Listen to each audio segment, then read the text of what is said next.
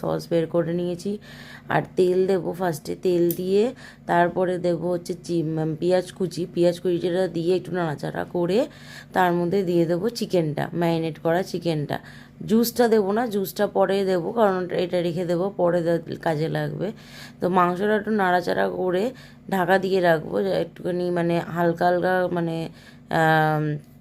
জল বেরাবে। তারপরে আমি এটাকে ভালো করে ওই মশলাটা মানে যেটা আমি পেস্ট করেছি সেটা দিয়ে কষাবো। তো দেখো এখানে আমি ওই পিউরিটা দিয়ে দিয়েছি, মানে জুসটা দিয়ে দিয়েছি। এবার আমি ঢাকা দিয়ে দেবো মাংসটা, এই দেখো ঢাকা দেওয়ার পরে এবারে জুসটা বেরাবে। আচ্ছা, তার আগে বলি এখানে আমি সসগুলো মিক্স করে নিয়েছি। তারপরে এখানে এই যে পেস্টটা যেটা করেছিলাম রসুন টসুন সব কিছু সেটা দিয়ে দিলাম, দিয়ে নাড়াচাড়া করে তারপরে মানে একটু কাঁচা কাঁচা গন্ধটা মশলার চলে গেছে। তারপরে এই যে সব ক্যাপসিকাম পেঁয়াজ এসব টমেটো এসব দিয়ে দিয়েছিলাম, তারপরে সসগুলো দিয়ে দিয়েছিলাম।